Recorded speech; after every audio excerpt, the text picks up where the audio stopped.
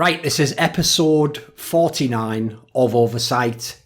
And just going to tell everyone up front, we're not here for the first hour to explain why Monty's right. That's just a side benefit of a show if it happens to play out that way. And we don't actually have any direct enemies to confront and force a confession out of, as we did on the last episode. By the way, I don't know if you saw this, Monty, but you did actually. It was on your timeline. I thought it was hilarious where, think of the two episodes we've done related to Outlaws. We had Flame on when everyone was actually attacking Flame, if you remember, saying that he'd had a meltdown on the Avast stream and he was an idiot and all this stuff. We had him on to have a civil discussion, show that there's no bad blood, actually talk through matters. Then we have another episode where we have Dante on. We ask him a few things about the Outlaws. Why did they win? And now the person's flamed because they're always they are kind of creative with how they flame you. What they chose to do is they flamed Dante for not standing up against us, saying the stuff about Outlaws, as though he was supposed to just slap you in the face the second you say it and say, "How dare you? I'm a member of that team, sir. They're my brothers." Yeah, he's supposed to challenge me to a duel. Actually, that's the proper etiquette. If I start talking, and it was because I was talking about Outlaws fans, not even about the Outlaws, and they are shit, by the way. The problem is though, Dante is too young and he's fairly inexperienced in esports, so he would never challenge you to a duel because he knows what happened to that Quaker that you fucked up in that. Or was it just a challenge? I forget if you actually went through with the fight or if you just challenged him. Based on my lengthy research in your on Wikipedia, talking about me wrestling Quakers for some reason. Still don't know what that's about. Don't know. Love the work of whoever came up with that, though, unironically. So, okay, our guests for this episode, in the bottom right-hand corner, they're both returning guests, by the way. Bottom right-hand corner, we've got Bearhands, who was formerly of New York Excelsior, but now he works with the Florida Mayhem as the assistant general manager and head of scouting. Yes, I had to read that off a screen because it's a ridiculous title, but whatever. I think we vaguely know what it means you do. And then, obviously, Harsha is working with the Vancouver Titans, and he is just listed as coach. Actually, on that one, can you clarify that? How big is the coaching staff for Vancouver? Do you have a set role within that? Are you old called coach? How does it work? We have 4 people on the staff. So head coach Pagion, and then me and Younglin are coaches, and then we have an analyst on Dante. So right. Just 4. So you're just the equivalent of one of those season 1 sole coaches who used to just come in and fuck up all the plans that everyone had made and just go, I think we should insert this player for no reason, he's my mate. And they go, well, we'll do it by committee. Everyone raise all the eyes. Yep, the eyes have it. And then we have a designated head coach, so I guess not. Right. That is the secret, it turned out. No one knew until 2019, but it turns out that is a secret. Hierarchy, I believe it's called. I thought this would be a great show to get on my fellow non-Korean fellatio enthusiasts. As Harsha, of course, joining the all-Korean roster, and Bearhands now created an all-Korean roster. So, the sad thing, though, Monty, is, of course, that actually, much like in the modern day, certain political stances, actually, a lot of people who share your enthusiasm for Korean fellatio have to hide it. They have to pretend that Western players are better than they are. They have to compliment the best Western players ceaselessly. They have to draw somewhat forced and contrived analogies between Western players and Eastern players. Not everyone can just be as free with their opinions as we. Overwatch League production staff, is that you? All I'm going to say is there was one team left that was nearly all Westerners, and they literally couldn't play goats until the very end. So you figure that one out. You do the math on that one. How unfortunate. Oh, and by the way, spoiler, same team couldn't play the season 1 meta either. But anyway, probably just a coincidence. Probably one of those wild coincidences. Probably indicative of nothing, really, if anything. So at the end of the day, don't know, maybe blame that team on Kai or something. Probably has nothing to do with it, but I don't know. Seems like a familiar tactic, right? Just use the old get out of jail free card. Right, so here's the question for you, Monty. And it's a question that only I can ask because it's incredibly unprofessional, which is, what was the premise of this show? Aside from just talk about, Overwatch, etc., did you have a specific premise in inviting these two people, as you alluded to? You want to talk about how they're building up their teams and what they're doing from beyond here, presumably? Yeah, I mean, I did want to talk about how, especially with Florida winning yesterday, the big upset match against the Houston Outlaws, as well as the fact that I was talking to Bearhands about their new players arriving, and now that they finally announced all their players and coaches, and everybody's here as of today, right? Yes. Yeah. I haven't seen it's a podcast. KH1 and Unread just yet. Nod your head. Right, sure. KH1 and Unread are getting here today. I haven't seen them yet. They're probably moving into their apartment right now. Also, Gargoyle is getting here today, and the other players, Karayan, DPI, and Rain, all got here a couple days ago. So everybody's here. Yeah, so I figured it'd be a good time because this is obviously, I've known about this for a while, but it took a while to get all the visas, announce everything. So figured it was a good time to talk about the Florida Mayhem's future.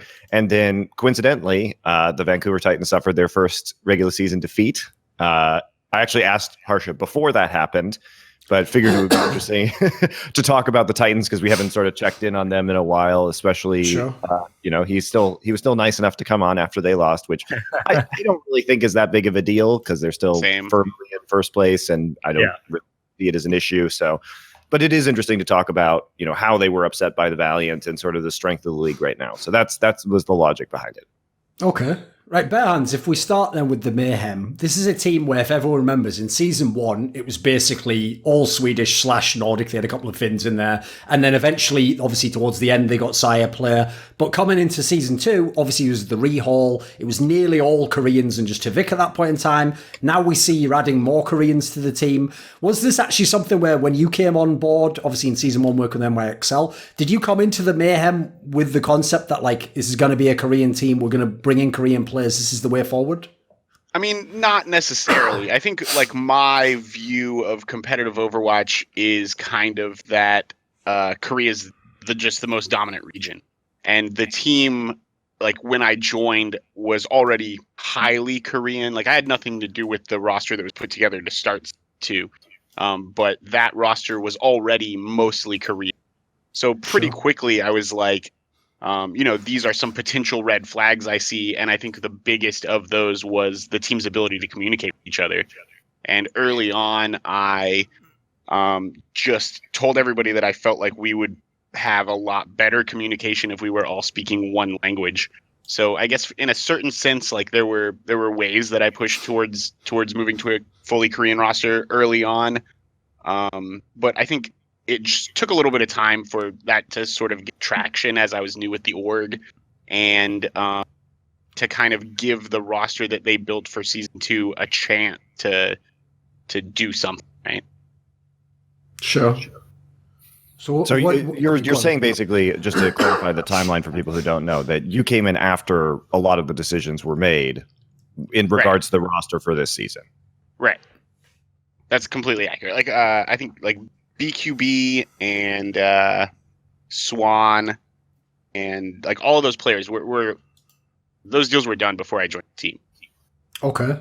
So you've basically just been involved with the last 6 players to be added. So Fate, Byram, Rain, and then obviously there's 3 that are just coming now, as you said, DPI, Gargoyle, and Carry-M. These are the how when you have a situation like that, presumably what you work with someone in Korea who scouted these players or knows they're the right players. How does that get set up? No, I scouted the players. I just watch a lot of Korean Overwatch. I watch a lot of competitive Overwatch in general across every region. But Armament is a team that caught my eye a couple seasons ago. I think really when they beat GC Busan Wave in that crazy playoff game after coming out of Contenders Trials. And that tank line has just always super impressed me. So I think that's kind of where I wanted to start in terms of rebuilding the roster. And, Rain, I think, was another important part of that just because of his historic performance throughout his career in terms of, especially his ability to just output raw healing, which are super high.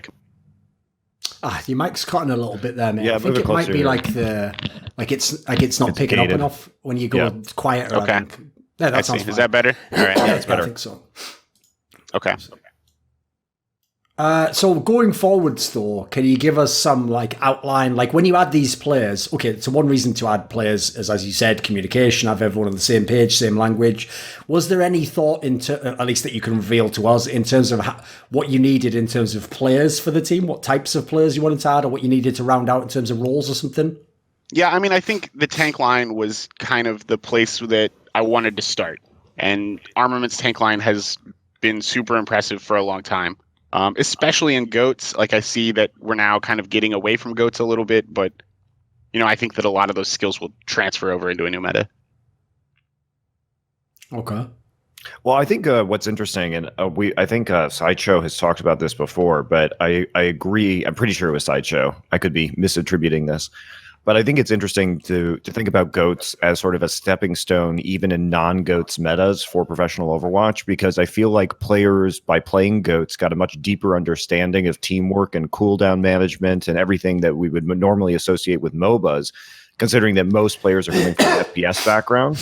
And so even as we move out of goats, I think like we are going to have more educated players, even in a like more FPS meta, about how to coordinate as a team and how to use cooldowns and how to like sort of build on combos effectively. Is this something you guys think is going to carry forward as well? I think it's generally true, and I think honestly, I think it applies to tank players specifically more than it does other roles. Like for example, if you're a DPS player playing Brigitte or Zarya in GOATS meta, I don't know how much of that is going to transfer over into a pure hit scan meta that's about you clicking on people's heads.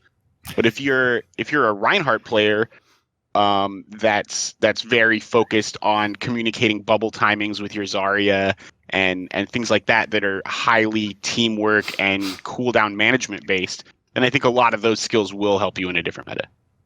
By the way, just for hilarity, because obviously there might be a lot of fans who weren't here when we first launched OverSight in like late 2016, Monty. I remember actually vividly in the early episodes where one of the meta discussions was like, you think teams will ever start like saving the ults? You know, like planning when to use them all? Because at the time, people obviously used to just use them whenever they came up, even in pro games. It's funny how the game evolves. I'll have to go back and look at that. I don't recall that at all. I'm sure there was like a discussion we had about it one time. Like, I think this team's going to start soon, because obviously all the Western teams used to just like DM practically in the game. It makes me wonder what would happen if this meta had evolved way earlier. Because I feel like this actually, I agree, got everyone up to speed on like basic MOBA concepts that elements of them existed. Obviously, like the tank line, creating space for the DPS and dive or whatever. But certainly some roles could just play on their own, essentially, in a way that you can't in the GOATS meta, right? What do you think, Harsha, on this topic? I think that, I think it definitely will propel teams to like have better team play in the future.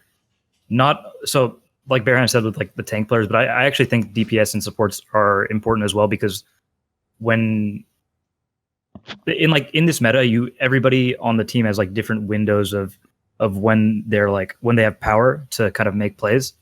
And you have to like communicate that effectively. And I think like the best teams are the teams that do best in GOATS kind of have learned that like everybody is important in communicating. There's not just like one sole person that is dedicated to that. So in future metas, I feel like people will kind of understand that they all have like windows when they need to be vocal or when they need to make plays.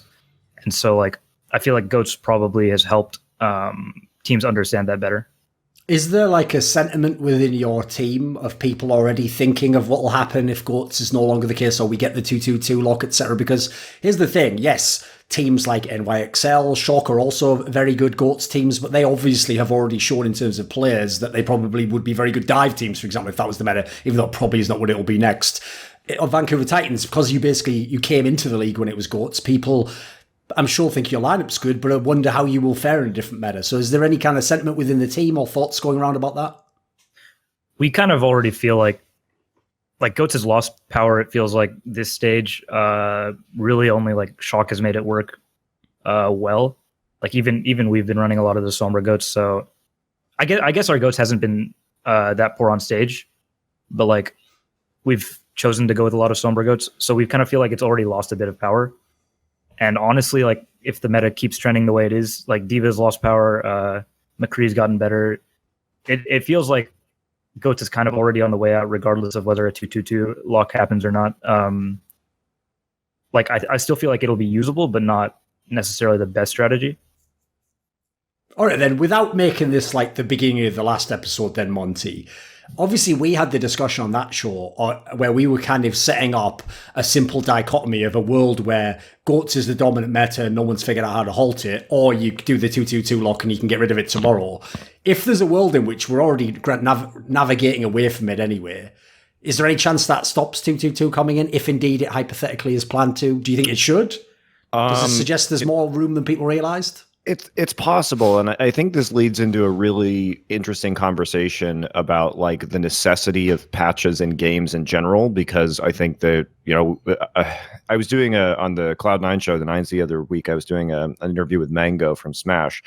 It's very interesting to talk about games like Melee or Brood War, where we haven't had patches in like a decade, and how the meta continues to evolve even in those games. Obviously, Brood War has maps, so it's a little different because that's how the game is balanced. It does seem like we're naturally moving, not necessarily away from goats, because for the reasons I said last time, that goats is always going to be strong in terms of a single objective and sustain on that objective.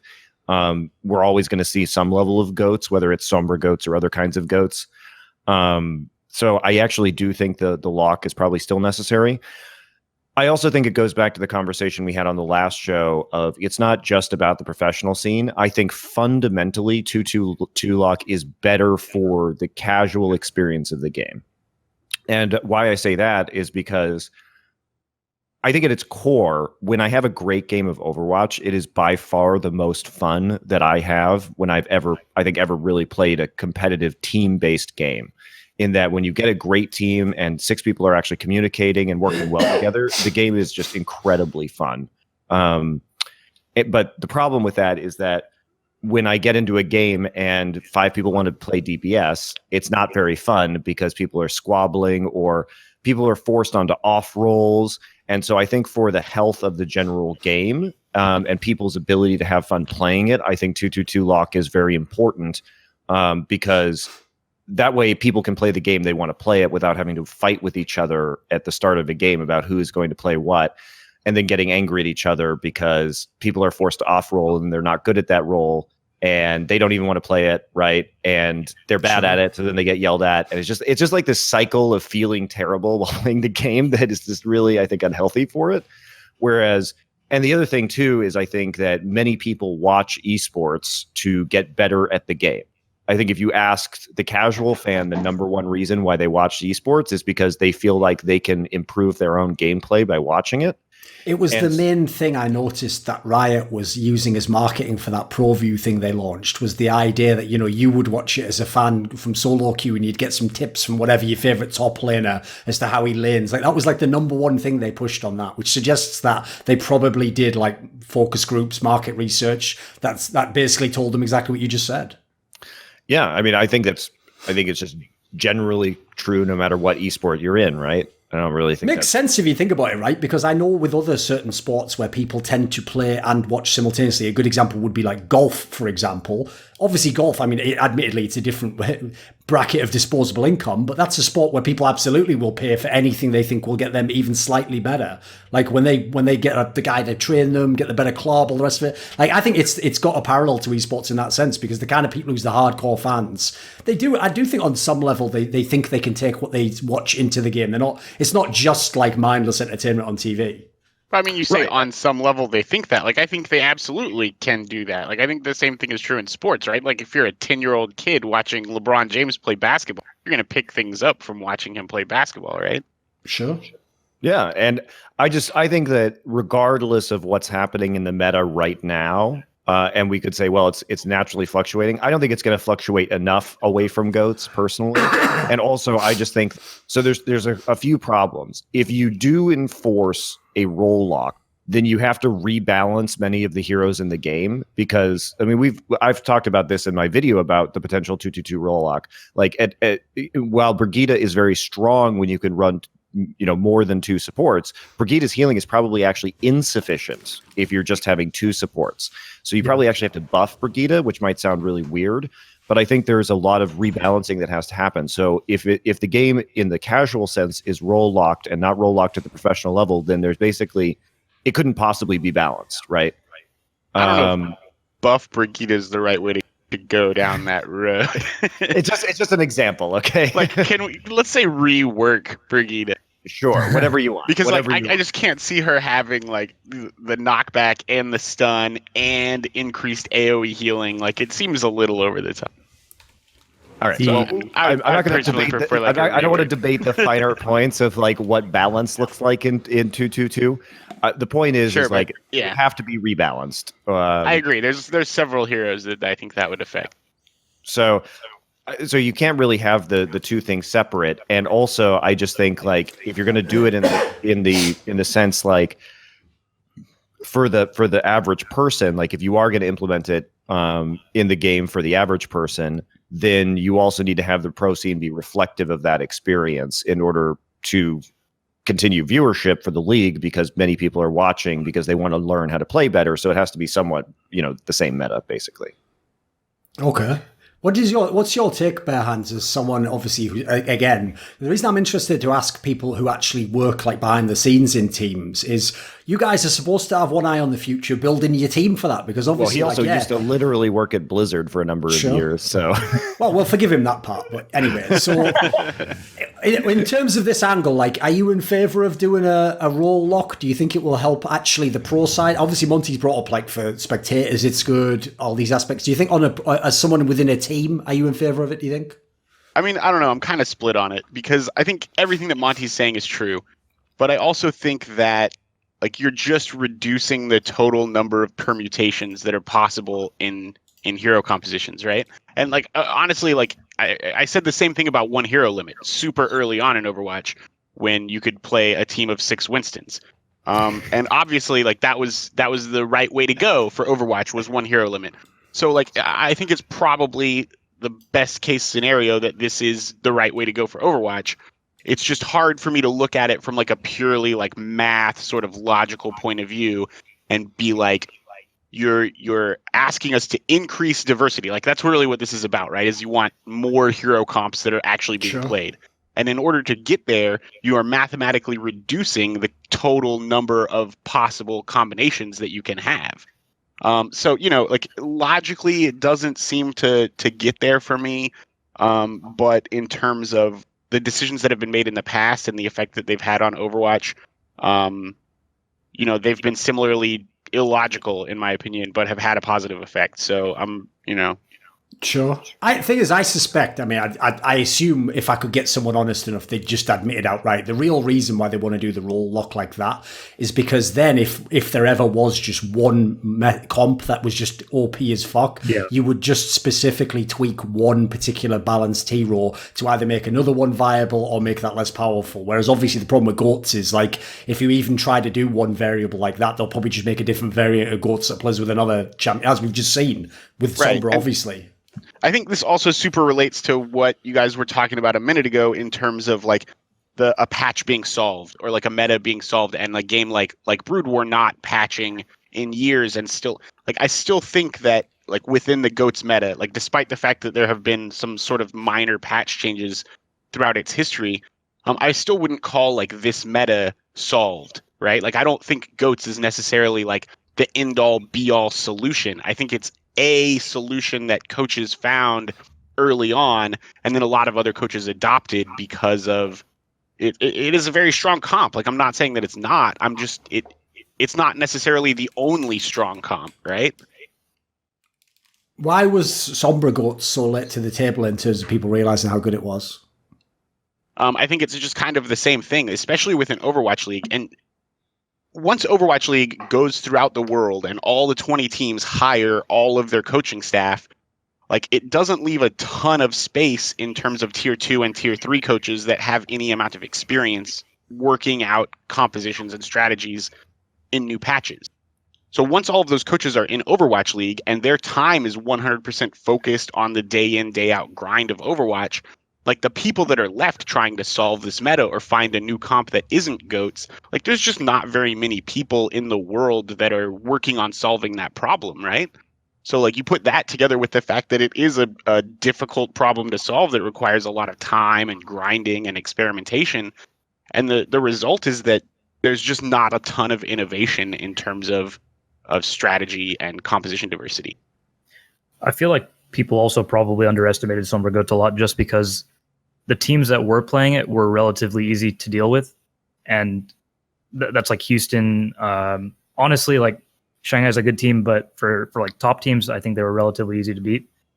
I just love that conjures up in my mind, like the imagination of, Houston. They have some sort of like a wrench or something. And they go, this is too hard to use, worthless, and throw it away. Someone picks it up. What the fuck? This solves everything. You put that into the machine and Oh my god, this is amazing! And then actually, we can use that now. Can I have that back? Can I have that back? I think, like, for me, it's hard to even go down that, because as soon as you mention Sombra Goats, like, the first team you mention is Houston Outlaws, but my brain immediately goes to Element Mystic when you talk about Sombra Goats. Sure. Okay. So like, it's kind of apples and oranges, because like, it's hard to say, like, what would a team like Element Mystic be capable of doing in Overwatch League? Like, I mean, I think it'll be fun to find team, out. Vancouver Titans answers that question to a certain degree, right? So I'm just talking about from like our scrim perspective, not from like the overall like worldwide meta, but just like when we're seeing kind of a composition played against us a lot and we find like an effective way to deal with it, I feel like, and I guess Shock at the time as well it feels kind of like the composition wasn't as strong. And honestly, like throughout the first two stages, nobody really understood. What do you mean by that? I was confused by what you meant by, like, when you wait a second. So when you have something new that someone tries against you, what was the premise after that? Like, so basically, us and Shock were both doing like very well against this composition, and it felt more like a cop out because teams knew that they couldn't match our goats or Shock's goats, and so like they were trying to use Sombra because it at least guarantees you that you'll get some fight wins, right? Yeah. Rather than zero. So, I mean, the way that both of our teams dealt with it until now has been kind of like just overpower the other team, which, I mean, sounds a little bit silly. So the logic was like it's still not like the ultimate approach, because if it was, we would just adopt it. So as long as we can still beat it, maybe it's not as good as people think, and they're only doing it because they can't do what we do. But I think teams have gotten better, first of all, like using the Sombra, and then also at like just keeping track of their ultimate economy and making sure that they're set up for future fights. So it's just been more of a feature in stage 3, I think. I think Sombra Goats requires a team to be smarter than if they're just playing straight goats, like especially like you're saying in terms of ult economy and ult management. And I think that kind of increased the learning curve on the comp a little bit. But I think to say that standard goats is just by default better than Sombra Goats, I think is incredibly poor analysis. How would you describe it then? I think it's just a different, also viable comp that maybe has a slightly higher learning curve. And I think because of that, like, teams are more hesitant to adopt it and try and use it successfully. I mean, the problem, obviously, with this discussion here is kind of to tie that into what Harsha just said, that the real problem is we're discussing, like, in an objective vacuum, like, which tool is better, but then we're not talking about the fact that, well, who's the toolman using it? Like, who's the guy who was actually operating it? How's he executing it? What tools does he have to work with within that concept? And obviously that has ended up probably being the factor delaying Sombra Goats becoming a currently successful approach. And New York has been able to, like, basically over the break between stage 2 and 3, they really, like, I guess, fully all in on Sombra Goats. And so I think that's kind of been like the signal that, hey, this is actually viable and like can be run by top teams and they can win with it. So, I mean, I do agree with you, Bearhands, but I also think that, like,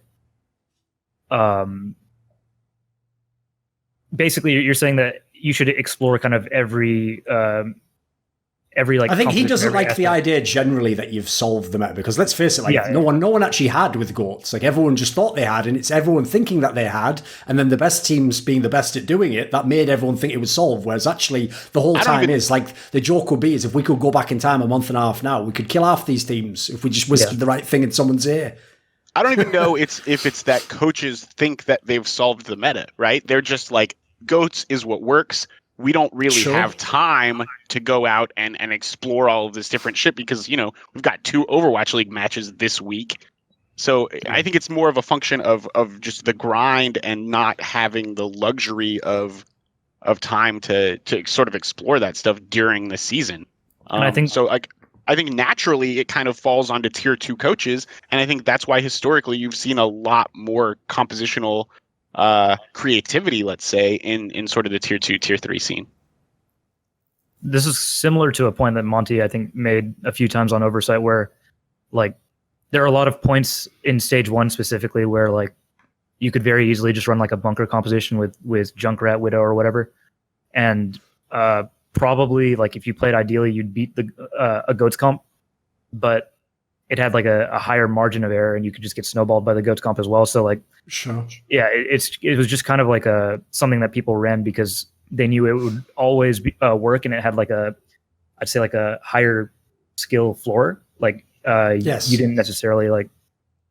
Also works at a lower level as well. You can't fuck it up as much. I can say, by the way, that's also a very common MOBA concept. Is like, so that's one of the reasons, no joke, why in 2019 North American League of Legends teams don't typically actually do split pushing in MOBA games, basically because it's harder to execute. If you fuck it up, you look like an idiot. Whereas just having a team fight, everyone's played those a million times, so it's actually a fairly prevalent sort of thinking, I think. Well, it goes back to, the common thought, which is like, it's better to win without having an actual direct confrontation. This is just like one of those things from like the Art of War, right? Sure. So in League of Legends, when you're always playing an objective-based video game in League of Legends, split pushing is in theory the ideal strategy because you are avoiding fighting while beating the enemy and taking their objectives. In a similar sense, DPS compositions are actually somewhat ideal right now, because even though it's very hard to execute them, if they're playing Rhine Goats on a point and you have the opportunity to run like Pharah Widow and just zone them off the point without ever having to fight and just poke them so they can't stand on the point anymore, it is harder to execute. And I think we're seeing teams do it more now, but the reason why we didn't see teams doing it before was because if you fuck up once, then the entire thing just falls apart and one of your players dies, and then like you have to reset basically. So it is like very difficult to do properly, and you're basically just like doing a very long setup. It might take a couple minutes. It might take 2 minutes to capture the point this way. In basically the best, even if you execute it perfectly, it's still going to take 1.5 minutes and 2 minutes to slowly like force them off the point.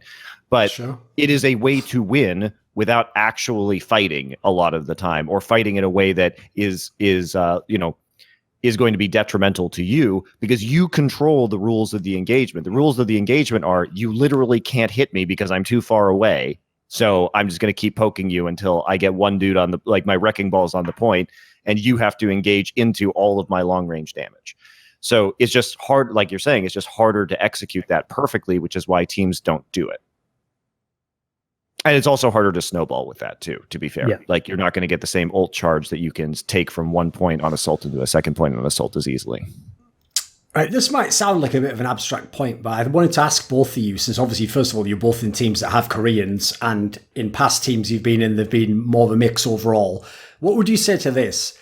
One of the things I found actually very shocking when I first saw Overwatch League and the Goats meta was fully in play was all of a sudden all these Korean players that I considered gods of the game were like incredibly average at the game. In fact, some of them, obviously London's one of the most ridiculous examples, looked like they had no clue what they were doing. They literally looked like they were just lost, even in like the concepts that, again, I wouldn't. Now, here's the thing. I'm not someone who thinks that just because you are born in Korea, you're magically like some Super Saiyan level 50.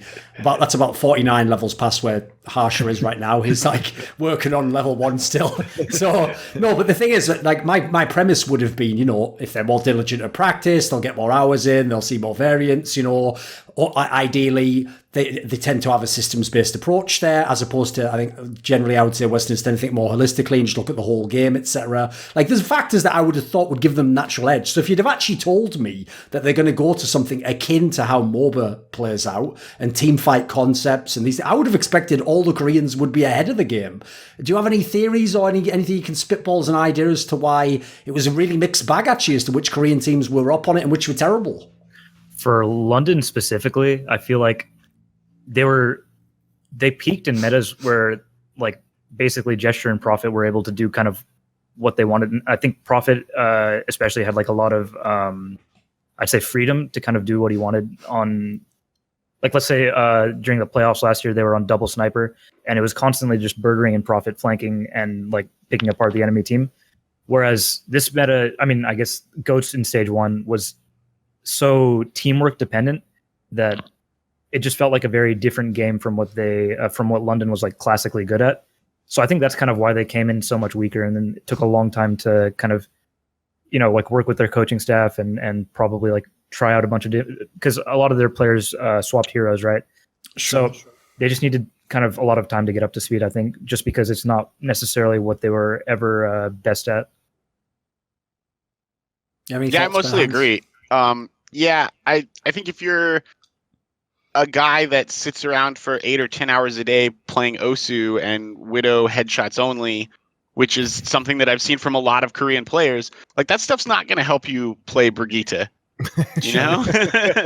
Turns out not a useful skill. Oh, by the way, I'll release. I've actually told this anecdote before on the show, so I'll do a very quick variant of it. But in Counter-Strike, a game where obviously, again, it's also about precision, etc. There's a famous subreddit. I won't give them the oxygen of attention, but there's a famous subreddit where basically people suggest that a pro player cheated, and it's like they all analyze the clip, right? This is no joke. When Overwatch first got big, and obviously Flower became a famous person when he was Nano Hannah, right, on LW Blue. What's hilarious is people posted like a clip of him, and here's the thing, obviously in CSGO, you only get a few opportunities to even fire at someone in a round anyway, you know. So to find a really dodgy clip, it'd have to be really wild to look totally insane. Well, they just found a clip where it was like Nano Hannah just playing like DM on Widowmaker or something, and obviously, because they thought all these shots are cheating, they thought he was just using an aimbot on like every shot. They were like, he's obviously, look, he's just spinning around, like, how no human could have a headshot like that. Look, like, they were like pulling up all like, what I love is when they're just dumb enough to go into like the field where they can start citing like mathematical formulas and stuff, but you can tell they don't actually understand it. Like, that just triggered them off the face of the planet, man. So I've no doubt, yeah, there probably were some players, to be fair, who they were just a Widow player and they just basically were a super specialist, right? They didn't have to have like a big, deep game knowledge behind that.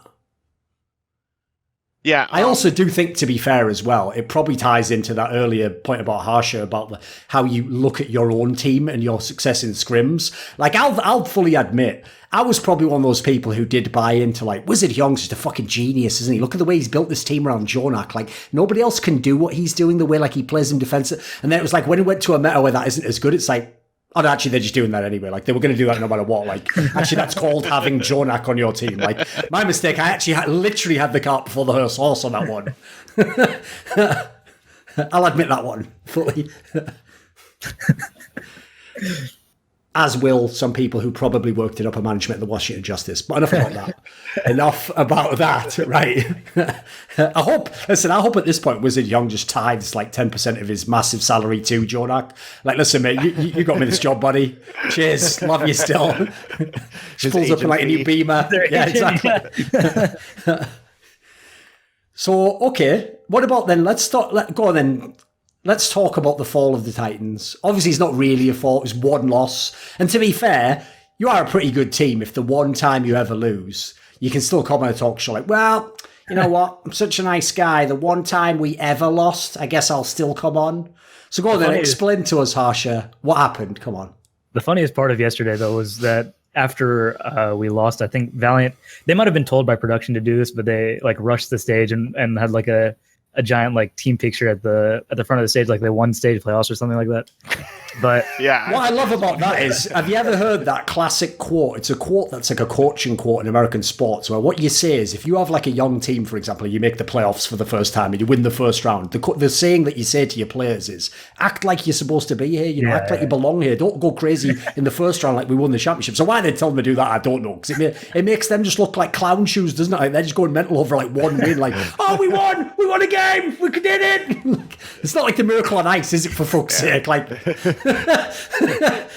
I mean, that was very much my impression when I saw the celebration. I mean, don't get me wrong, I'm super happy for those guys. Like, sure, I like all the players on Valiant, but like, come on, guys, it's a regular season game. I mean, they're a much improved team for sure, and I think that honestly, we've kind of had a feeling that our take on the meta was probably a little bit behind, but we chose, and this is like completely on coaches, I guess.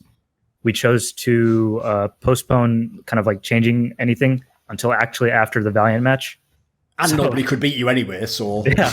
Well, to be fair, turned out that the last match in that span ended up being a loss, but we're not too worried. I would say it was kind of bound to happen at some point. I would like to believe that story, Harsha, because it is funnier that you were just like, right, okay, maybe we're starting to lose a bit of touch on the meta here. You know what? Let's have a look at the schedule. Tell you what, it'll still work on Valiant. Here's the deal, right? We all agree to upgrade after Valiant. Yes? Right. Shit, we lost. Well, better do it anyway. Fuck it. Sounds convenient, that's all I'm saying. No, they definitely we definitely prepared for them as though they were a good team because we kind of knew this stage. We haven't played them at all in scrims just because we knew we'd play this stage. But like their Sombra Goats, I think they pulled it out against Shanghai and won. So like I think, and after just losing to them, I think maybe a week before. So I think clearly like they had improved a lot during that span, and they kind of took that New York approach where they started using 3 DPS players for their Zarya, Brig, and Sombra. I think they just had kind of a good read on the meta, and we kind of delayed fixing our issues, and that's why we lost. Running 3 DPS players would never work, mate. I've told you that before. Stop. I never liked the sort of trend of having your Diva player run Sombra. Like I feel like that, like even with New York specifically, right? Like look at the difference in play between Mechos. It does feel like the overlap's SBBs non-existent between those players. That's half the problem, right? isn't it? Yeah, like I feel like there's just such a drop off in terms of your ability to play Sombra between a DPS player and a Diva player that it's not worth the upside of flexibility to be able to switch back to Diva. In that line, then, just a question for Harsha. Obviously, you guys have players like Stitch and Hureg that have been on the bench, and you keep running Summon Su on Sombra, and Summon Su Sombra is not great, to be blunt. Like, it's not awesome. Part of it is the way the team plays around him, but I think just on an individual level, even though he's a fantastic Zarya. So what is the thinking within the team right now about, when are Stitch or Summon Su going to be coming back in? Because even though it doesn't give you that same level of flexibility, right? I feel like if you're just going to run maps where Janu is playing Zarya, and like, why not just sub out Janu and put somebody like Stitch in instead? Basically, it's a conversation we'll have like this week, or I guess maybe today, probably tomorrow. But basically, I think we'll be experimenting and seeing what's best for us. So it is something that you guys are at least looking into then. Yeah. Because we're definitely considering it. Yeah, it is. I think it is hard though, because as you're saying, Scott, like the difference is you do lack the versatility, but the question now, I think increasingly, is do you need that versatility if you can just run Sombra Goats on all maps on every point? Right. Yeah. Do you ever have to go back? I think a lot of it is that Sombra Goats is sort of becoming more accepted as a viable solution within coaching staffs. And I think now that there's not that hesitancy, I think you'll probably see more teams run a DPS player in Sombra as opposed to an off tank because of that reason. Like, I just don't think the flexibility is as important as the general upgrade you're going to see in that DPS player's ability to run the hero.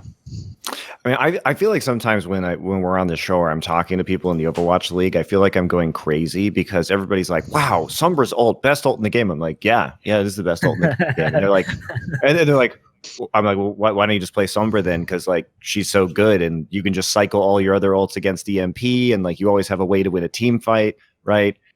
Because you're either going to go into Grav in the next fight, and then EMP, bouncing back and forth like that. And then they're like, "Yeah, but Sombra Goats, it's not as good as Goats." I'm like, yeah, that's ridiculous. But I actually think like it's just it's weird. Not even Sombra's ult ult fucking itself. Weird. Like the way that people, it does show how young of an esport like Overwatch is in a lot of ways, that people just like are constantly like contradicting themselves about ideal strategies. And I'm just like, okay, but you just told me it's the best ult in the game, and it's very effective. It can instantly win you team fights. So like, use it. I don't know. I really don't even think it's Sombra's ult that makes her so impactful. I just think it's the idea that her ult being in the game makes your team pay so much more attention to ult economy. Like it just makes you have other habits that like just increase the effectiveness of your team so much. But like I'm not disagreeing with you. Like you're saying, Sombra's ult is incredibly OP. Like it's hands down the best. It's just an indirect component as well. It's just like press Q to win the team fight. One thing I'll say is that I think certain teams maybe are not built best for, I guess, Sombra, like using Sombra. And I'd say absolutely. Sure. Yeah. Shock and maybe us are an example of that to some degree. But so like, I think that's probably why you've seen you've seen them in particular, like run it less. But yeah, it's definitely viable and like a good strategy. No, it's just interesting to watch the way that people talk about this game, and sort of, I feel like people are often like very dismissive at the professional level of other ideas, as we have seen recently with certain teams. When like there's such a wealth of information about how other esports have been played over the years and like the shifts that have happened there. And I feel like a lot of Overwatch teams, because they're new, like have taken no lessons whatsoever from esports history and just continue to just walk down this path and think that there's no other alternatives. It's just weird that both the fans and I feel like the teams themselves oftentimes refuse to even mildly think outside the box. They're just like firmly in the box. Yeah, I mean, I generally agree. Like, I will give the benefit of the doubt to some of the other coaching staffs throughout Overwatch League and say that, you know, time is not something that we have a great amount of, and that is one thing that it takes to develop these sort of alternate ideas. But, you know, I don't think that's really a great excuse. And I think, like, frankly, if you look at some of the comps that Florida has run over the past few weeks, like, it's pretty wild, right? Like, we haven't had a ton of success with that, sure, I'll be the first to admit, but like, I think we're definitely trying some unusual things. I'll also throw in as well, I'll play devil's advocate for a second here, Monty. So one thing, to be fair, is what Dante mentioned last episode, is that no one actually was aware that Brigitte's ult or whatever is like broken. So to be fair, there was literally a secret reason that nobody could have known why it feels like this comp's working awesome, but it's actually better than even the maths you would have run normally would be. Like that's one thing that is hard to overcome because you couldn't even run the numbers on that. And then the other angle tied into that, I would actually say in line with what Bearhands said about, like, one of my biggest complaints about Goats will always go like this: I don't really want to watch Prophet play Zarya. That is not actually particularly interesting to me when I know he's Prophet. Like, if I didn't know it was Prophet, no problem there. But if I know he is, that sucks. So in line with that, to be fair, if you come to someone and say, run this different comp with these different heroes, and they're like, I've only just got a guy who had to change role into playing that thing now at like a competent level, or so he syncs up with another player, I have to start over and then figure out, like, as the Outlaws found, I have to figure out who even plays that hero. Like, is it going to be someone different? Am I going to take... And then there's also the factor, which is a side issue, which is, depending on what the comp is, maybe to do that comp, you're taking a strength away from elsewhere in the comp. A player has to literally swap heroes who already did something important, and there's another guy can't do it. So there is a lot of, like, roster fuckery with that I can totally acknowledge would, like... It's a lot easier on the outside to say do it, but to actually implement that inside a team, I could understand would be way, way more difficult than it might initially seem.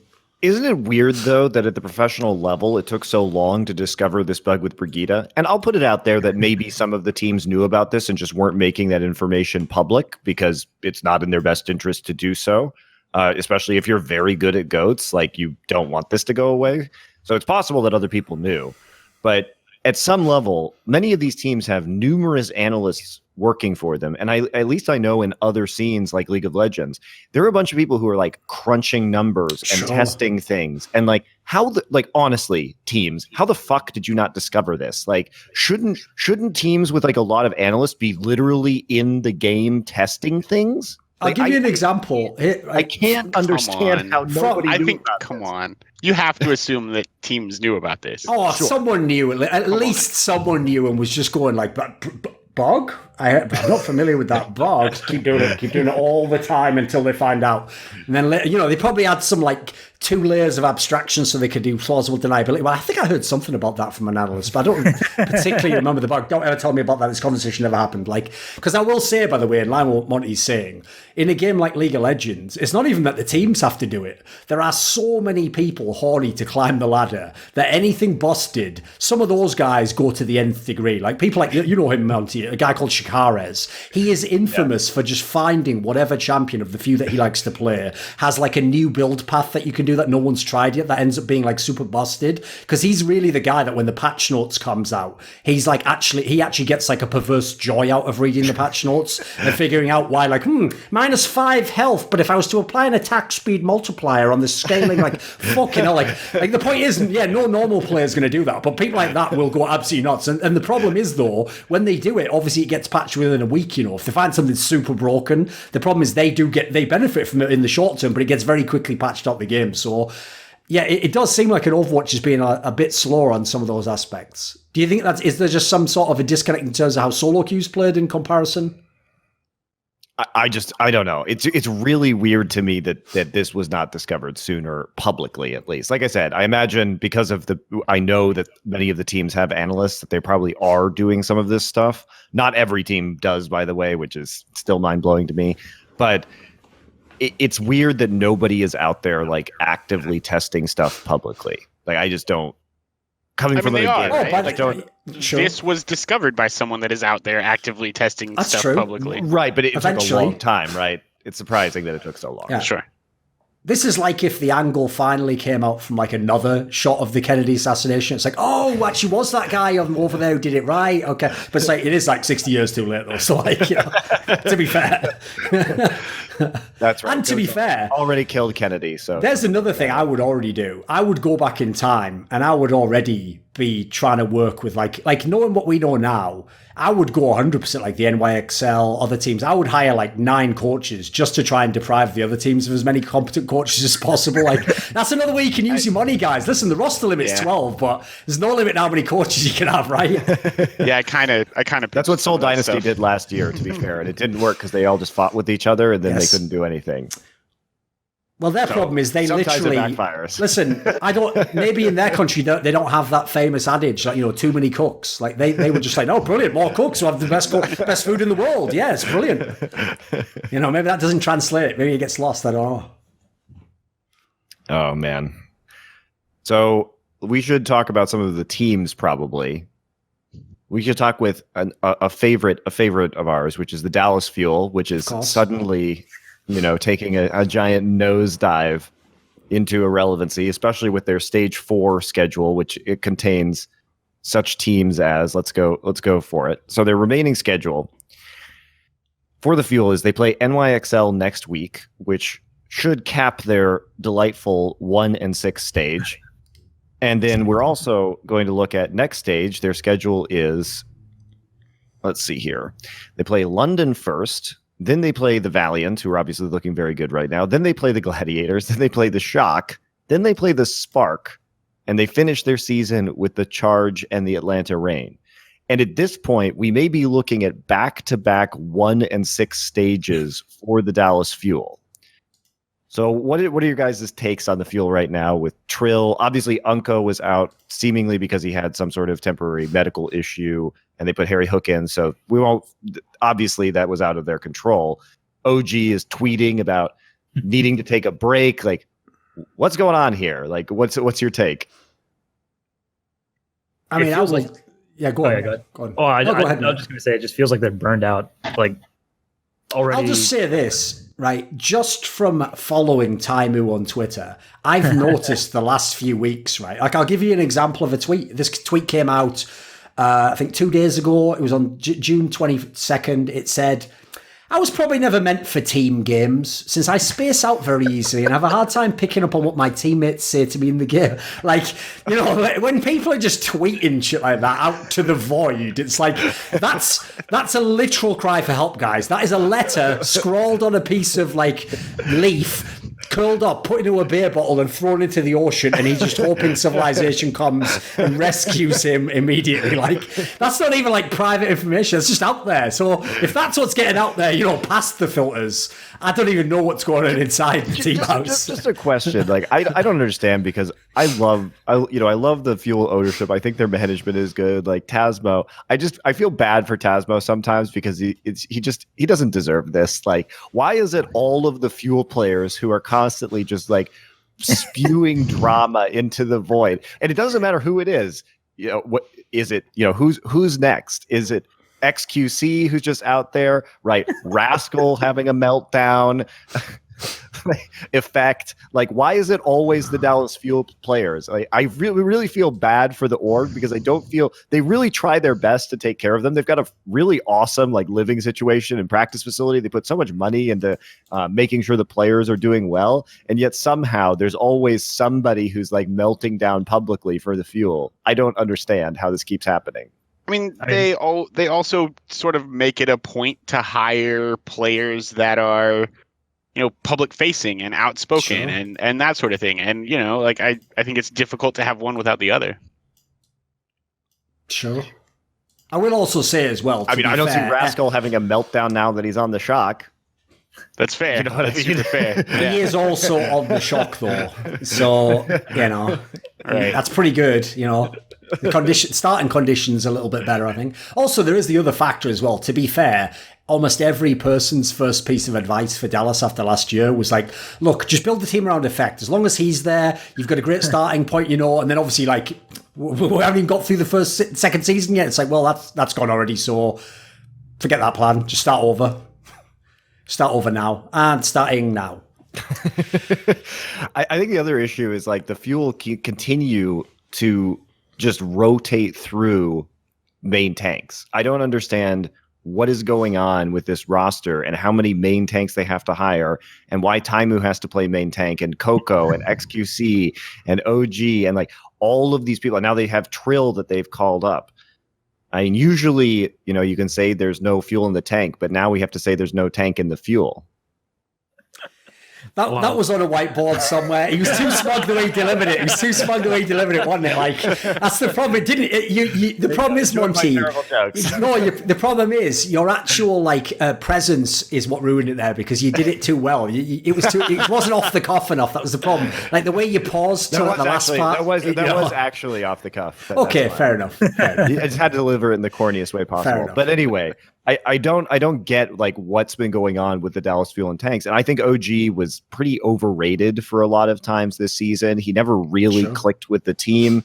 They don't seem to have a lot of synergy as a team. And especially OG, who seems to just, as soon as a team fight starts, to sort of wander off and do his own thing. And it doesn't seem like he's effectively communicating with any other member of the team or following any kind of plan. They just seem like, and I don't know if they have this resource or not, but to me, they just seem like a team that needs like a sports psychologist or something like that. Because I don't know, just knowing their players, I feel like they get, they shut down very like easily. And a lot of them, like we were talking about like earlier, Taimu or even XQC Effect, etc., like all just kind of have like issues, like tweeting or whatever. I don't really want to comment on it just because I don't know necessarily what they do for their players right now. But to me, it just feels like a team that really needs somebody that can like talk to their players and kind of talk them through like their issues that they're having. Because personally, I feel like they are very much like an average team in terms of just like overall skill. Like I'd probably put them somewhere between like 9 and 11. That's just kind of how I feel about them. Yeah, they're kind of the gatekeeper team right now. Yeah. That's how I feel about them. Like they're not going to take victories against any of the actual like playoff contenders, but they're good enough to sort of be middle of the pack. So, I mean, if they're underperforming from that, then I feel like that's probably there's just something on the mind of all the players that they probably need to work through. I don't know. I guess the other issue is like this is a team that, based on the schedule that I read to you, could easily go like 11-17 this season and just have sort of a disastrous back half where they go like 2-12. They were like one map off of making stage 1 playoffs, and then they made stage 2 playoffs. So it's like it's just really unfortunate because their schedule is really backloaded. So that's what kind of kills me though, is because I here's the thing, because everyone typically, they know the players, they've watched players be good in the past. Everyone's always thinking from the optimistic side, like, oh, how could they get better? What could they do? What could they improve? Like, I have to say, this is where I come in as the pessimist and just say, like, if you have a team where the whole core is just essentially, to use the same analogy, rotten through, or like it lacks structure, or people just mismatched, etc., or you don't have people who have like the certain leadership qualities or the calming voice, whatever it is you need in that scenario, I actually feel like it might be the best thing that could happen for you, that you abjectly fail and then you have to just restart, and either you do just save the 1 or 2 players, or you get an entirely new team. Because when I look at teams like this, I have a theory when it comes to players that if a player has played for a couple of years as a pro and he hasn't like with your eye test, completely dropped off. He isn't like pure shit at the game now. He still has some skills in the game, but he's not functioning in the team, and a whole bunch of you aren't functioning. Odds are you're not all just like, it's like the old Summoning Insight joke. The odds are the skill vampires didn't get in. You didn't just like forget how to play the game. So it's actually the mix that's wrong. So I actually would guess most of these players, if you sent one out to specific teams, they could all be reintegrated into society, as it were, and become productive members of a GOATS team that could actually play around tanks. The problem is, can they together with the current group? Like, I feel as though at this point in time, it's like trying to put an extension on like a trailer. It's like at this point in time, you get a house. Like, you know, probably. It's also, I think it's also psychological to some degree too, where once you there's some baggage carried around for sure. Yeah, once you're used to that system, then it demotivates you, and so just by even mixing it up, even though you're not, you could get players that are basically equivalent in skill, but just because there has been a mix up and a new way of thinking, and you're sort of excited about playing again, and it reinvigorates you, you can actually dramatically increase your results. Which I do wonder about Dallas, because obviously they have so many legacy players at this point from the early days of Overwatch. And also, I think players like Taimu, I think Taimu is a very good player. Like, I do think Taimu is a player that you must build a roster around. I don't think because of the way Taimu plays and because of how kind of instinctive he is as a player, he's just going to do whatever he's doing in a team fight. And you sort of just have to and how he sees himself. That's true. I mean, but you sort of, I think you just have to follow him and follow his lead. And if you're not building a team around that, then you're going to have trouble slotting him in my opinion. So basically, we're looking for some sort of a Pied Piper scenario involving Taimu and Fazita. So who will play the role of the hapless children, just dancing a merry jig to his tune, no matter what that tune may be, because they are just impressionable children. Yeah. There you go. Just get a bunch of young players and plug them in with Taimu. Couldn't possibly fail. What do you think on the Dallas Fuel Bearhands? You seem like conspicuously quiet. It's like you know what could fix them, and you're just so evil you don't want to tell them. That's what it feels like, the way you're just quietly smiling, like, and they'll no, I mean, I don't know. Like, I think there's a lot of players that are super talented on the Dallas Fuel. I think what you're saying about it just not being the right combination of pieces, I think probably holds a lot of water. It's really hard to know without sort of seeing behind the curtain of what's happening at the Dallas Fuel, like who the sort of odd egg might be in terms of like why it's not really coming together the way that they had hoped. I would just be speculating, so it's really hard to have any kind of comment on that. Like, I've seen too many teams over the years in all esports games where you have a player on your team who it's just not working. Like, he doesn't fit the team or he's underperforming. And then what happens is you kick him out the team because he didn't fit your team. He goes to another team and he's amazing. And then all the fans go, "You idiot, why did you kick him?" And it's like, you are aware the reason he's better is because he's on the other team now. Like, maybe he fits their team. Maybe we had like the wrong mix of personality, whatever it could be. There's a lot of factors, obviously, which is why it's so tough to make like evaluate a player's like absolute worth from one team. Obviously, that's why actually, if you look, it tends to be a fact that when you've seen players be good on multiple teams, that's why you start thinking he must be a really good player then, if he played in this team and then the other team and the different styles. So because for me at this point, as you say, Monty, if you've had those kinds of records, it has to be one or the other. You either have like some parts you can salvage, or they are all just terrible players. Now you need to wipe the deck anyway. Like, I can't really see how you fix like 10 problems at once. Well, I think one of the issues too is that as player focused and good of an owner as Hastro is, he really is like, he is the least cutthroat person. And I feel like his greatest flaw as an owner is that he doesn't know when it's time to move on. And he's like really sentimental, sentimental. And I think you've probably seen that, especially in Counter-Strike with those old Envy rosters. I'm sure you could tell a story. He kept some of these teams basically like a whole calendar year beyond when they were actually as good as, when they were at their peaks, etc. And the point is, it's not like, I'm talking about a team that at the end just quickly fell off and was like, at the end it was bad. No, like the sort of 3 or 4 warning signs that would make another owner like force a move or even maybe cut half the team, he kind of ignored. And as far as I can tell, it is because he had personal relationships with the players. So the point is, I would have to guess when he went to that player who had, won a major in Counter-Strike, the guy told him like, no, believe in me, I'm just going through a tough time right now. I'll get together next month. And then he'd ask the leader, is now our style outdated? Everyone's saying we're not good. No, they just don't understand, when we get it together properly, we're going to take over the game. And unfortunately, obviously none of these things came to pass, unfortunately. And I mean, he actually doesn't even have a French team anymore. He now has like some sort of an NA roster that isn't even relevant in Counter-Strike. So he actually, in the end, basically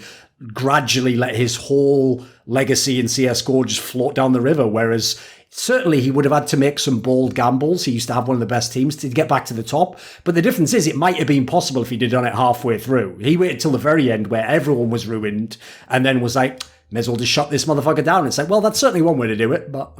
I mean, I don't want to trivialize like how difficult it is to be a GM or an owner in esports because you do have to make bold gambles and you have very small windows in which to make these bold gambles because you have to do it. Like if you're starting to fall off, you have to be like, it's very difficult to say, okay, I need to make a move right now, but you have to do it while players still want to sign with your org because the perception is that you are very good. Yeah, that's also a problem, which is, by the way, a problem that the Dallas Fuel themselves will probably face, which is, as I say, to me, a bunch of their players are still good. And I would hope what they'd do is sell those players to other team, take the value of that, and then buy new players. But the problem is, if you've basically, obviously, no pun intended, tanked the level of all your players, then their market value is going to be garbage as well. And even worse, if all the other GMs know he's looking to offload this player, he doesn't want him anymore, it's going to be even harder to get a good deal for that. And it's harder to convince players to join your team, right? In order to stay on top, it's very hard, I feel like. Let's be real. What he should do is really there yet in Overwatch, to be honest. I think with what are we there for? In terms of convincing players to join your team, like I think with a few says the man with experience of convincing players to join a bottom tier team. Completely, right? And like that's why I say this, because I think with a few very notable exceptions, players just want to play in the Overwatch League. And like the players that I have talked to by and large have expressed a great deal of interest in playing for Florida Mayhem. Which, I think we can all agree is not a team that if you had your choice of teams in Overwatch League, which team are you going to join tomorrow? Sure. Like Florida Mayhem's probably not your top choice, right? Like we're at the bottom of the standings. And that having been said, like that has, again, with a few notable exceptions, like that has not been a roadblock in our rebuilding process. I would argue that part of that problem is that people are not, and I know you'll agree, are not actively scouting well enough. And so the players you were trying to get, did you have any competition for them? Like you're trying to take away my competitive advantage right now. I understand that, but I'm just saying, like, they also didn't have other offers. Yeah, no, so they didn't have other offers. At least that I'm aware of. But at the same time, like, I feel like what I'm talking about is players that might have other offers, right? And we were also talking. Who are these mystery players, though? Like, we're also talking in the broader sense of esports. What I was saying is in esports in general, also this is true, and especially in games like Counter-Strike, like it is. And I think 5 years from now, or when we start to see a lot of contracts that come up for renewal at the same time in Overwatch League, I think it will be a much bigger issue in the future than it is right now. It's basically, like I can say from games like League of Legends and CSGO, there is a component that's actually kind of like what's happened in basketball, where what happens is players just gravitate to the superstar players. And what happens is the superstar player practically becomes your head recruiter. And the idea is, obviously, if you're in League of Legends, you want to play with Bjergsen. He was in like 10 finals in a row. So sure. Like, you obviously want to play with Simplivits and CSGO, whoever it might be. It's the easy sell when you've already got one of the best players. The problem with that is the sort of team that desperately needs players like the Dallas Fuel doesn't have those players, obviously. Otherwise, they almost wouldn't be in that situation. It's kind of a catch-22. We've already seen that in Overwatch. Like, I remember when I was putting together the roster for XL2, and I was telling all these NA kids, like, oh, do you want to come play with Flower? Like, I could have had anybody that I wanted that was available. And they were like, oh, boy, what is this? Last day of school? Yeah, exactly. Like, everybody wanted to play with Flower. So it was a joke about using flour bombs, but whatever. Maybe you didn't do that in America. I don't know. I don't know if you were all good there or something. We used to throw eggs at people and flour and all that shit on the way back. Just ruin people's. Best thing if you could do it to a teacher, because they couldn't fire at that point. You were already out of school. Joke's on you. So anyway, maybe I just lived a different life, boys. At this point, I feel everyone withdrawing from me. You Sounds all like went you had to an interesting upbringing. Yeah, listen, it was brilliant. So no, the other thing as well on that topic though is. Like, the problem is, Monty, if you like I said, the Dallas Fuel is probably the most ridiculous example to pick because they're a team that in theory shouldn't be that bad, but it's a really bad situation they're in. And they've got, because the problem is it's not as easy to pick the players you should cut, basically. So you're already going to gamble on who you keep anyway. So I have to say, I would be a terrible GM here because I would really just do like the big balls move. I'd be like, cut everyone. Sign Fisher for the most money in the whole league. Tell him to pick 8 players to play with him and tell him this is what we do. It's like, it'd have to be something mental, like, half the salaries in like performance bonuses. And if we make the final, and we'd obviously I'd have to set something mental up. Like there'd be a blackout room where Fisher can take any other player into that room, and there's no recording devices. It's soundproof, and then he has 10 minutes with each player if he needs it, and then he comes back out. You can only use those. I'd have to give him like passes for that. It'd be a very complicated system, is the point, Bearhands, but it would either work amazingly or it'd be the worst thing anyone ever did, and possibly some sort of human rights breach. It would be that. Yeah. A lot of this would be secret experimental techniques. I wouldn't be telling this stuff up front, obviously, Yeah, that would be called the really team bonding room. Cutting edge of esports roster building. Exactly. Right now. It also would have to be in a foreign country with some gray legal areas in a CIA. I can think of one. So. I can think of a couple. If they ever want to get an Overwatch seriously, give me a call. Well, I feel like just historically, to bring it back to the Fuel, sentimentality is sort of like the worst. As a former owner myself, and as someone who was sentimental, I can tell you that sentimentality is really terrible for esports. Like unfortunately, you just have to be cutthroat, and it sucks because it never feels good to sort of move on from people that you have really good personal relations. My favorite coaching quote of the last few years is that one that is a classic Bill Belichick one that says it is always better to cut them 1 year early than 1 year late. And if you can't get your head, because the key part there is he doesn't just say don't cut them too late. He even admits sort of like sometimes you're gonna have to cut them early. Like they might go and have that sick year at the other team, and then everyone's calling you an idiot. But the idea is if you really identified like something core about this player wouldn't work on my team, it is better. You may as well get started now. Why wait for it to go so bad that, everyone can see you should cut them at that point in time? And then, as you're saying, no value left on the trade. No one wants to come to your team because you let it die. I have to say, even just the trend that you wait too long to cut people would make me not want to join a team if I'm a certain type of star player who's worried about getting trapped in a bad team. That in itself's indirect, but plays against you, unfortunately. Should we talk about some good teams? No, we should talk about teams that are actually good at Overwatch. We should talk about the players that have been signed to the Florida Mayhem. Okay, and I would like to get, because we said we were going to do that. We haven't done it yet. Yes, let's do it now. I want Harsha's opinion about the players that they've signed to Tank Line and what you think. You may not have been watching Korean Contenders recently with your job, but if you have. I'm really familiar with Karayan and Gargoyle, but not too familiar with DPI or Rain. I knew DPI, but I honestly don't really know Rain very, very much. I thought Karayan and Gargoyle are two of the better talents left in Korea, actually. Like, I think main tank is one of the most shallow roles like worldwide. And honestly, in Korea, I felt like outside of Mag, I thought Karayan was probably best. And Mag is like 16, so you can't even sign him anyways. So is there a basic theory, by the way, as to why you think that particular role is so shallow in terms of like talent depth? I don't actually have no, I don't know, honestly. It's just that like when we worked in trials with Shock, and from what I've seen in Contenders and stuff like that, I just have not been very impressed with main tanks overall. Like it just feels like a very shallow role.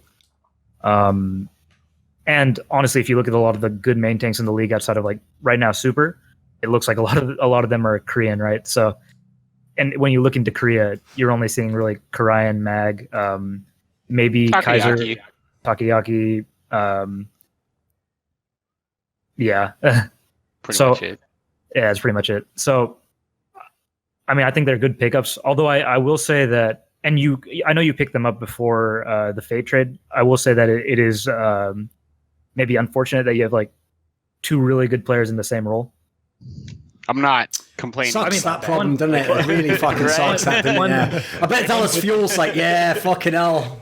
When that happens. Florida Mayhem is that we have too many good players. Like, I'll fucking take it. That's an achievement unlocked along the way to becoming a good team, right? Right. One good thing is that they'll also, I mean, they can create competition within the team and make sure that each other is at the top of their game. So sure. not a bad thing at all, but just like kind of, if you're trying to like revamp the whole roster and then you already get two good main tanks and then like maybe leave off another position. But yeah. Oh, here's the question then, Harsh. No, I want to talk before we do this. I want to talk about Gargoyle as well. Oh, okay. Because, go on. he's going to be replacing Zephyr, a player who I would describe who just as Flame coming. as tragic. There we go. And basically anybody that's not Sansam would be an upgrade. So what do you think about Gargoyle, Harsha? I think he's just a good player. I mean, to be honest, like Diva just feels like a role where it's relatively hard to evaluate just because it's a very like consistent role across all teams. Like your job is very similar generally outside of like target selection or where you're like told to stand or whatever. But one thing I'll say is that like definitely a huge upgrade over Zephyr, who did actually clutch out the last match against Houston Outlaws with his Bastion switch. So he's super good. Should get some credit, but gotta go out like a hero, of course. Yeah. But I think it is a really massive upgrade. Okay. So Scott, why did you select these players? And especially because I don't know anything about DPI either. So can you run us through the coaches and the players that you picked up and the reasoning as much as you want to talk about it? Sure. DPI is traditionally a DPS player, like let's say a hit scan DPS player. In the last couple of seasons of Contenders Korea, he's been playing a lot of Diva. So in Goats, the front line that you would see from Armament would be DPI on Diva, Gargoyle on Zarya, and Karayan on Winston or Reinhardt. And I think the synergy between those three players, let's say especially between Gargoyle and Karayan, is kind of the thing that attracted me to the core of that roster in the first place. And I just started doing a lot of research and talking to a lot of head coaches and org owners throughout Contenders Korea, and a lot of them had really positive things to say about Unred and the Armament coaching staff. And so I think we started looking at the team sort of holistically and seeing what pieces we could kind of build around and use as sort of the core of our roster moving forward, while retaining some of the talent that we have on our current roster, because I think there's definitely some important pieces that already existed. So in terms of the Armament deal, like I think that all kind of came together pretty well, and they just had a very talented core that we thought would fit with what we were trying to build. So one of the pickups that confused me is like Hagapun seems to be playing very well for your team, and you guys picked up Byram. What was the logic behind that? I think some of it was just about giving some healthy competition at the role, and also sort of looking towards the future. Hago's, I think, 25, 26. And like, not to suggest that he's necessarily towards the end of his career, but like when a player gets to be that age, you start running into more difficulty securing their visa and like things like that, sort of administrative things that might become more difficult. So we wanted to make sure that we had some kind of solid backup there in terms of longevity and looking towards the future. And I think also, you're always will only be a few years until he probably has to do the military service, Yeah. right? right. Exactly. Yeah, So that's it's just sort of long-term planning and allowing for some competition at the position, and also really getting a good look at what Byram's capable of on stage in Overwatch League, and sort of determining if he's the guy for our team, super long term. And I think that it's important to sort of set the groundwork of expectations. Like, obviously, you guys are not going to be making the season playoffs. Wait a minute. Because the thing is, I wanted to ask Harsha this first. Because then if he actually just lies and says it's going to be amazing, and he looks like a massive pussy. So he has to the face of the guy who just built the team that hasn't even played yet, he has to actually tell us what he thinks the difference will be. So give us the neutral version. So what do you actually think? How good will it be? So without knowing anything, like I don't know their coaching staff at all. Yes, of course. My expectation is it will probably take a little more time. They're not going to be the worst team in the league, but I think probably like 15-14 is probably what I would say. Okay, he's being conservative. But no. So what I will say is that I think that like Florida has a lot more good pieces, and I don't know if their coaching staff will like suddenly instill like really good culture or something like that. So, I mean, like, I wouldn't be too surprised to see them do better, but just from past Florida, I have like a hard time in my mind like moving them above that spot. Okay, how does that match up with your expectations then, Bearhands? It's hard to argue with anything that he's saying right now. Like I also don't think that we're gonna bring in 3 or 4 new players and suddenly become a top 5 team in the league. Like, I think that like I said in previous sort of interviews and stuff, I think this represents us laying a foundation to build upon really in the off season after stage 2. Okay. I think our goal is to start stage 3 as a team that can compete season, for playoffs season 3. Yes. Our goal is to start season 3 as a team that can compete for stage playoffs and championships. And I think we're in a position to be able to do that with what we're building on throughout season 2. Sure. That is, by the way, one thing I always used to love Monty in League of Legends is that there was a famous tradition, right, where every year when, spoiler, TSM didn't win Worlds, Reginald, the owner of TSM, would always do an interview in which he made it very, very clear that, like, this year, I'm serious. Like, we're building a team that can win Worlds. And it's like, my joke with that used to be like, yeah, the problem is that's a brilliant goal, but there's no plan there, is there? That's like me saying my goal is to fuck Kate Upton. It's like, there's about 700 steps are going to need to happen. Some of them impossible, by the way, between me saying that and that happening, that are really more critical than the end goal itself, like yours is more reasonable. You at least put it like next season, you've got some stages to test off. Even then you said like playoffs and then contend. So, we're getting reasonable here. I like it. Yeah, that I always loved that part because it was like you realize, Reginald, that this isn't even possible because you are literally blocked from getting enough good players because you are an NA team and there are region locks. Like, you literally actually can't even get the players necessary to do that. I might believe you if there was no. And he wasn't even signing imports. He wasn't even signing the Korean imports at the time. That was the most hilarious part. He was basically just saying, like, you know what no one's ever done? I'm going to do that times 10. Like, well, how are you going to do that? Well, I can't give everything away. I'll tell you my plans, but I can't give all the details away.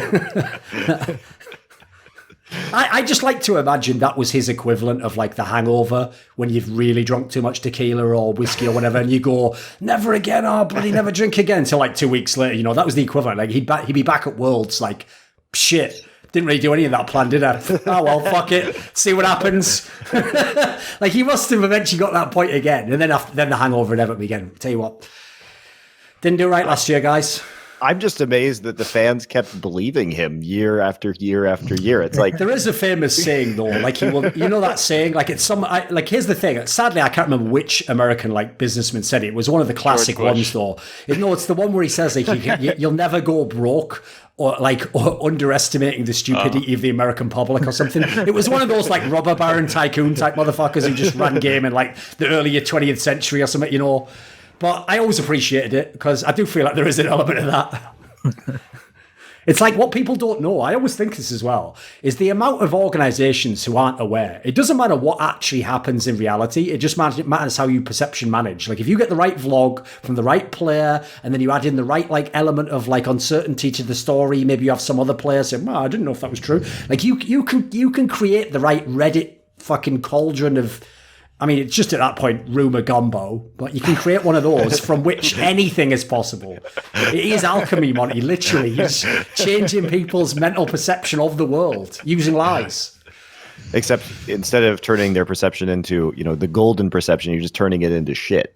So, different horses for different horses. Yeah. Not It's a lot actually of changing ethics. anything. Then. Yeah, exactly. It's what it started out as. Right, let's pick another team then. Let's talk about a good team, though. Who's the team on the rise, Harsha? Who's worth talking about? Because we talked about a lot of the same teams. The Valiant. Is the Valiant on the rise? Do you believe it? I think they're probably like they'll definitely be in stage playoffs. I think they're probably like a top 5, top 6 team right now. I don't think we like underestimated them or anything like that, though. I think we just kind of played suboptimally against them.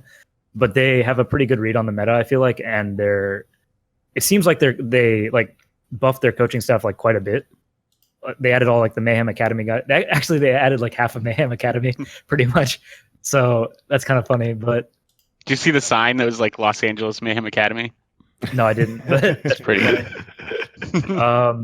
It seems kind of like their team culture just turned around a lot after they changed their coaching staff. And honestly, I didn't expect them to like get back to their old kind of level of performance, but it seems like making all those changes with Packing 10 coming in and then adding a lot of the Mayhem Academy assistant coaches, like making sure everybody speaks English now in the starting lineup, putting Kareev back in, who actually performed like insanely well yesterday.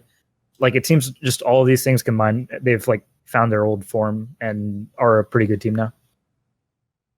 Valiant can theoretically win the stage, right, Monty? I mean, we have to have that conversation now, right? Because they did beat the Titans. Harsha's going to say what Harsha's going to say, but like I don't think they probably prepared the most for the Valiant. I mean, maybe they only had the Chengdu Hunters otherwise this week, but I think for the most part, the Titans, are still going to be a big favorite most likely for the stage playoffs. But I do think it's more up in the air in general with how well the Valiant are performing. The Spark are also performing very well. The NYXL look like they've gotten better. So I do think it's a lot harder to call who's going to win this stage playoffs, and that it really is up in the air in a lot of ways. I think it's interesting what the Valiant have done because they had to make some really bold moves in terms of putting in terms of putting Shacks in and taking out space, which is like, why would you their best player? Sure. Yeah, the best player, but it's actually working out for them. Shacks also new to the Overwatch League stage. You never know how that's going to work out. If a player's going to have nerves, doesn't look like he has that problem at all right now. Switching up your entire play style to return to one of his old heroes on Farah, running multi-DPS compositions, like bringing KSF in on the Widowmaker. So they made a lot of changes very fast, and it's gone well for them. It was a bold move for sure to make that many swaps off of a team that was so focused on goats, basically exclusively. Like they didn't do anything but play Rhine goats for most of this year, and now they've completely changed their style, removed their flex tank, and are running 3 DPS players. So credit to them to like be bold enough to make that experiment. Now you could also argue like it couldn't have gone much worse, so why not make some drastic changes right now? No, but here's the thing. The way I totally get what you mean, though, Monty, is there's another angle, actually, that can fuck up coaching staff and GMs, etc. Is if I've got a player where I think, like, if you have a player like Space, you're thinking, this could be my franchise player for years, could be an MVP candidate one day. Obviously, I'm going to build my team around him, right? Whereas in this particular scenario, maybe you're still thinking of Space from last year, and in fact, he isn't the right player for the team just right now. Maybe in the future, he'll come back in and be awesome, but right now, you have to remove him. So it's hard to sort of remove the nameplate in that sense and really see the player for who he is this moment. Right, which is a credit to their coaching staff for doing that. Like, I think it is, that you do get blinded sometimes by that and that kind of thinking. And if you'd have lost, people would have mocked you so hard for that. Yes. Well, I feel like they also could point out. Come on. The importance of sample size and strength of schedule in Overwatch League. Like those are massive things that just get glossed over so often. And like I think a great example of it is the Los Angeles Valiant going 0-7 and in a stage in which they had a very difficult strength of schedule. Wait. Sure. Yes, honestly, we'll go. Let's revisit that. Actually, honestly, so people do bring up the stage of strength of schedule argument, and like they did have very close matches with like some good teams. Honestly, I didn't feel like Valiant were even like close to being a top like 15 team at that point in time.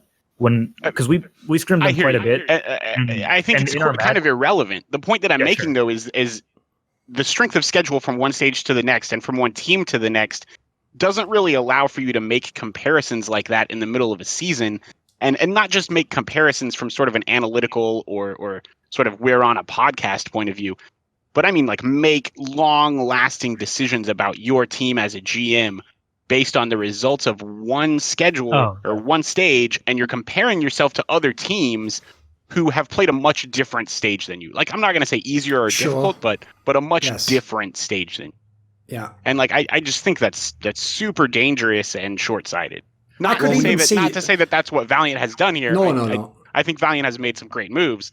I just think that it's a scenario that presents a lot of danger. You could also easily see it going the other way as well. A team thinks that they're hanging on, we're doing fine, but then the strength of schedules, they had the easy games, or they had the teams perfectly matched for them that were the top teams, and they think they've got the right squad, but if they'd have actually had the right teams, they'd have realised it was terrible. That's one of the reasons why, as casters at least, we've tried to, before matches start, contextualize the teams. Like, I think you guys have probably noticed it, that we're bringing up like stage schedules and being like, wow, this team has a really hard schedule. So you have to keep this in mind, that even though this is a team that is like, 1-3 right now, look at the opponents they've faced. It's not really indicative, which is also why I think that while last season power rankings were less important, they're for the casual fan right now, I think it's really important to have the power rankings out there, because otherwise the actual numbers of wins and losses in a stage is oftentimes very disconnected from the reality of that situation. Yeah. Like, you can look at a team this stage like the Atlanta Reign, who have lost all their matches, and the Atlanta Reign are not the worst team in the league by a long shot. Right. So plus, it's important the joke to have is, that in mind. In the old league, people would always be like, why do I need power rankings? I have a ranking called the league. Whereas, like, obviously that is irrelevant now. Like, I tell you what, forget power rankings. I actually do love it when people like Sideshow just make their real rankings. Like, here's my top 10 teams or whatever. Because I want to see when he has to make the hard choices like that and factor all this stuff in. Does he soft sell a team? Does he seem like he's super horny for a team that doesn't have many wins? Those are the most interesting ones to see, where sort of the overlap is. And a lot of room to either make a genius call or just be called an idiot, which is obviously everyone's favourite sport, right? Well, it's also that now, because of the way the schedule has changed, where you play twice as many games against teams in your division as outside of your division. And I don't think anybody's going to disagree that the Pacific Division is much harder than the Atlantic Division this year. Unfortunately. It makes a big difference, which is why, like, the NYXL are ahead of the Shock in the rankings, because the NYXL have just straight up have an easier schedule. They haven't even had to play the Titans yet. Like, they don't even play the Titans until the last week of the regular season. So we play Shock and Excelsior in that last 2 days. Yes, which is why I think you guys probably aren't too broken up about your win streak being broken, because at the end of the day, it was very unlikely that the Titans were going to finish the entire season undefeated, because of the reason that you guys play the Shock and the XL on back-to-back days at the end of the season, which how the fuck do you even prepare for that? You've brutal. It's like, and of less than 24 hours to turn around for a team that has a completely different style, and all three of them are the top three teams in the league. So it was unlikely you guys were going to win both of those matches anyway. And speaking of, I guess, like a potential 2-2-2 lock or whatever, we also play the week before London and Philadelphia, who are insane teams in 2-2-2. So I don't know if their form's going to hold, but yeah, we have a really hard stage 4. Just get you nice and up to speed. Like, be grateful. True. I think, actually, to be fair, like, I probably need to go in like 10 minutes. So is there like a final topic you want to do?